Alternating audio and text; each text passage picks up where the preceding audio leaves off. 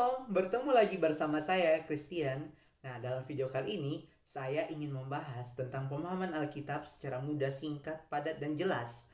Nah, untuk itu, saya mengundang Bapak Ibu Saudara sekalian untuk menonton terus video ini dan sampai selesai. Nah, sebelum itu, saya mengucapkan banyak terima kasih bagi Bapak Ibu Saudara yang sudah menonton video saya sampai selesai. Tuhan memberkati.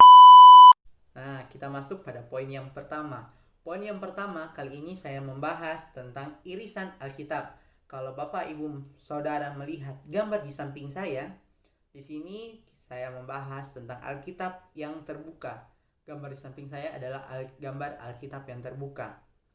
Nah, Alkitab ini secara keseluruhan ditulis selama 1600 tahun dan kurang lebih 40 penulis. Nah, kita tahu bersama bahwa Alkitab ini secara keseluruhan bertema tentang kemuliaan Tuhan atau kemuliaan Allah. Alkitab sendiri terbagi menjadi dua bagian. Yang pertama Perjanjian Lama dan yang kedua Perjanjian Baru. Kalau kita tahu, Perjanjian Lama terdiri dari 39 kitab ditulis dalam bahasa Ibrani, berbicara tentang hukum Taurat dan perjanjian, dan berbicara tentang masa lalu yang abadi. Nah, dan terdiri dari 4 bagian penting dalam kitab-kitab yang ada. Yang pertama, kitab Taurat. Yang kedua, kitab sejarah. Yang ketiga, kitab puisi. Dan yang keempat, kitab para nabi atau kitab nabi-nabi. Nah, peristiwa penting dalam PL ini dimulai dalam Kejadian 13, di mana Abraham dipanggil oleh Allah menuju tanah perjanjian. Kita melihat perjanjian baru.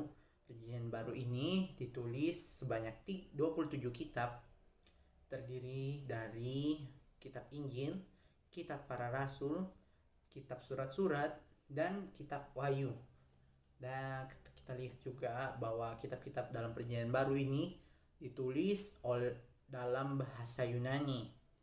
Nah, berbicara tentang kasih karunia dan penggenapannya, dan kebanyakan kitab-kitab dari perjanjian baru ini berceritakan tentang masa depan yang abadi.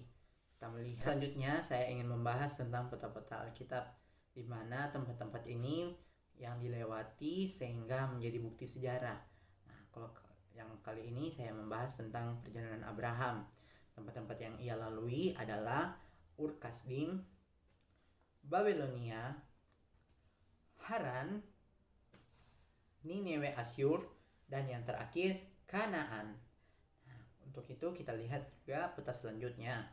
Peta selanjutnya ini bertuliskan tentang daratan, di mana bangsa Israel melalui tempat-tempat yang ada ini. Kita lihat yang pertama Mesir, Gunung Sinai, Kades Barnea, Gunung Nebo, Kanaan, dan Yerusalem. Nah, kalau kita juga lihat tentang pembuangan, di sini berceritakan tentang tempat-tempat yang ada, yaitu Yerusalem, Babel, dan Niniwe Asyur.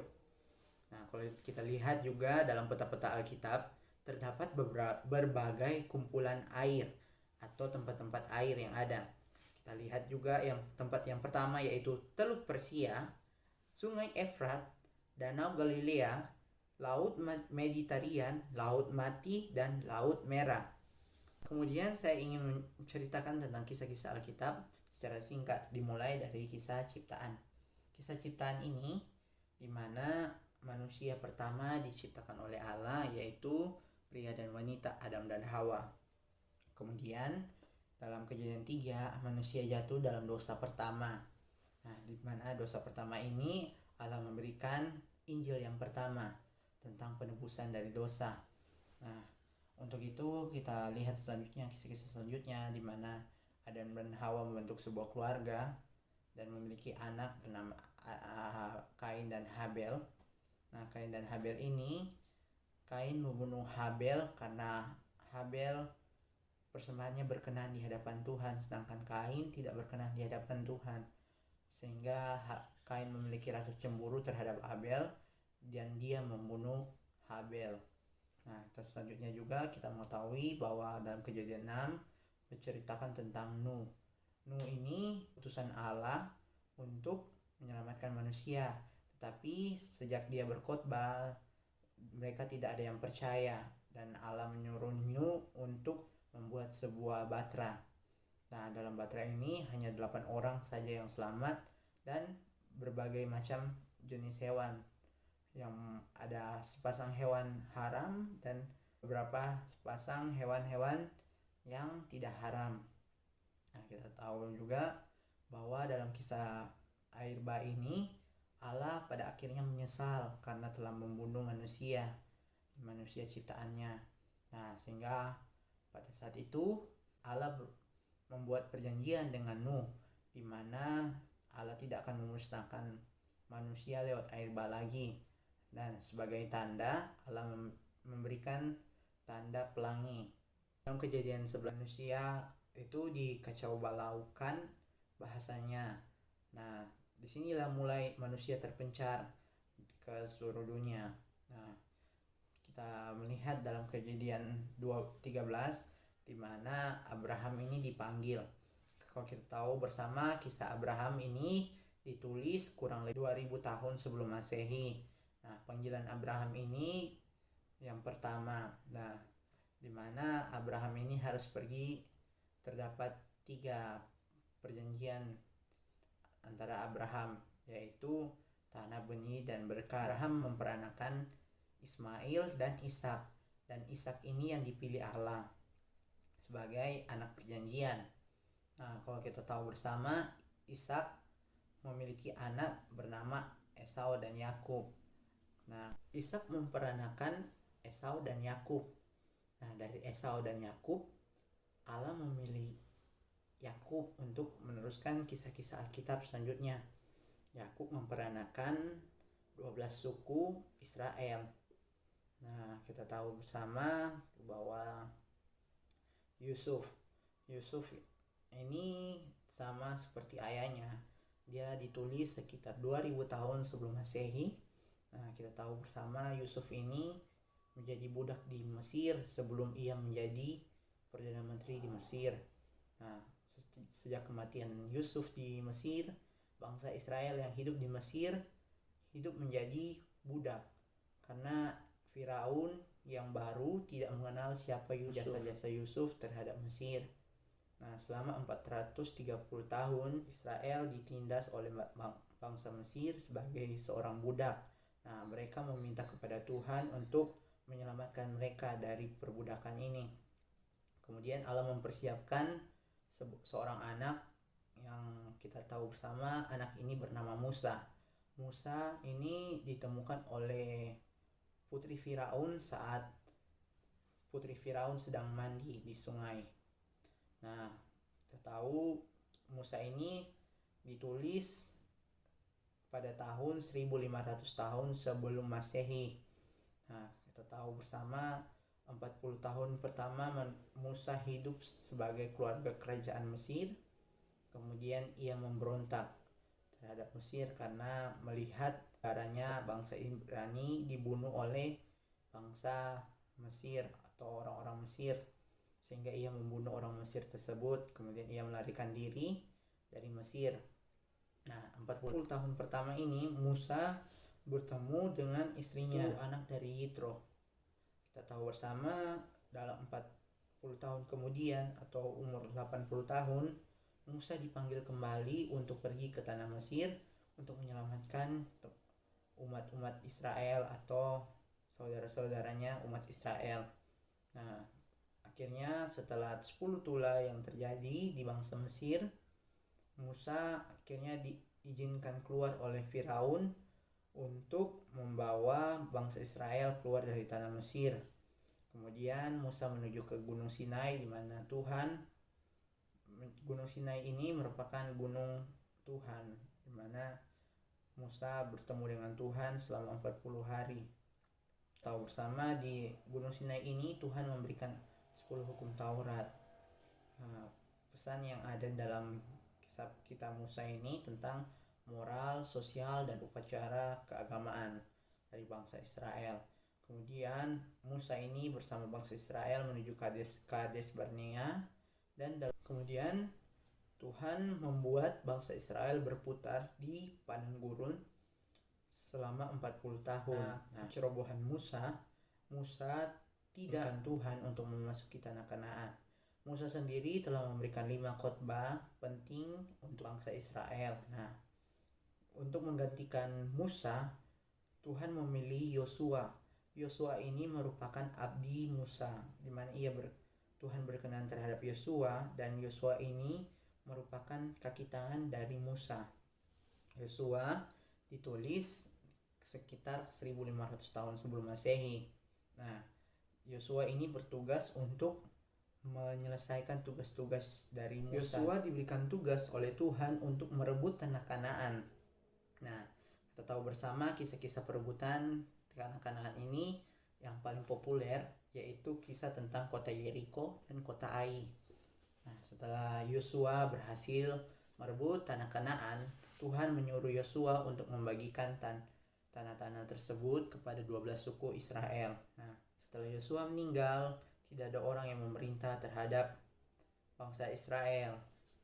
Bangsa Israel kemudian jatuh ke dalam dosa, melakukan hal-hal yang tidak berkenan di hadapan Tuhan, sehingga Tuhan mengizinkan bangsa Israel untuk jatuh ke dalam tangan musuh mereka.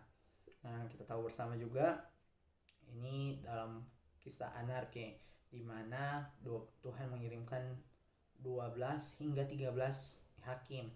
Hakim-hakim ini memerintah di setiap suku, namun ada juga yang memerintah di semua bangsa Israel, satu bangsa Israel.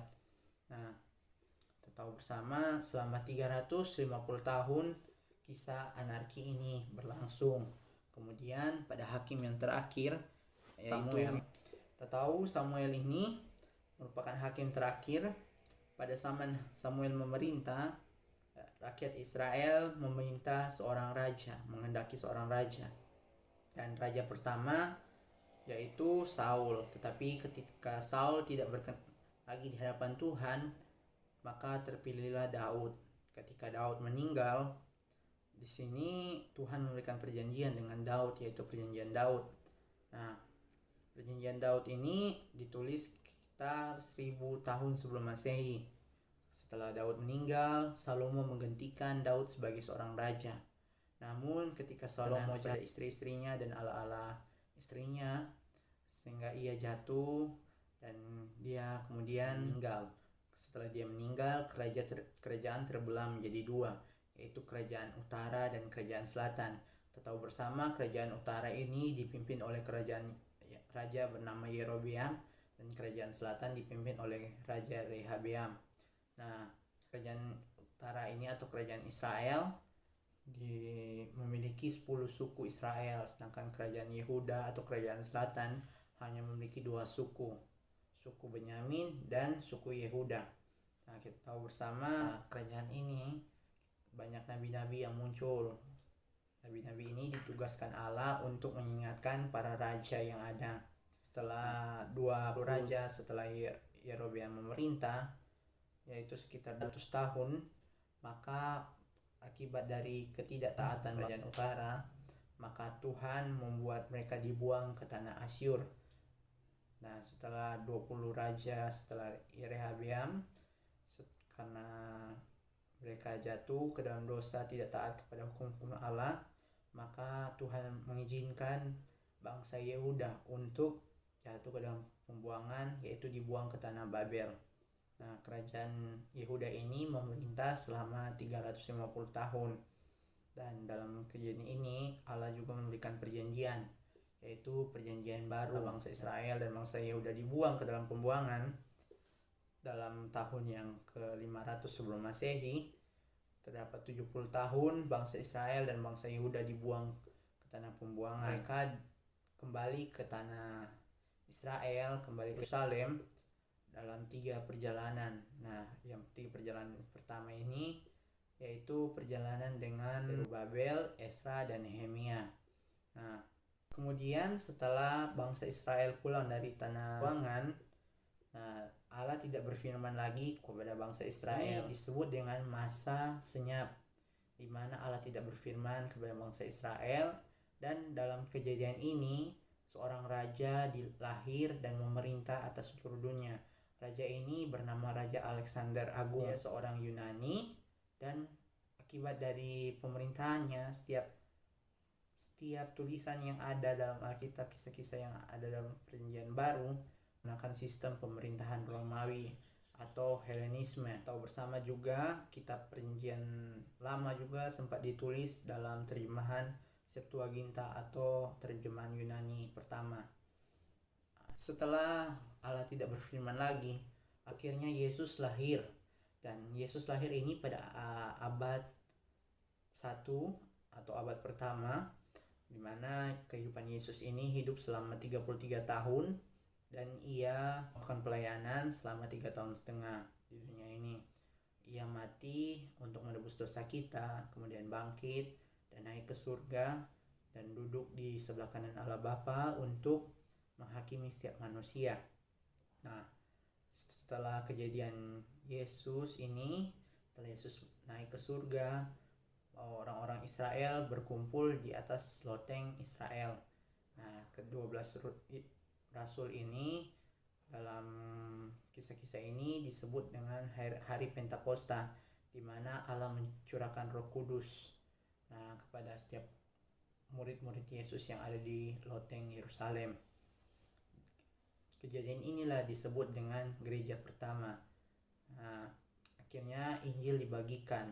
Injil ini mengenai fakta dan teologi. Kemudian dalam Kisah Rasul berceritakan tentang sejarah gereja.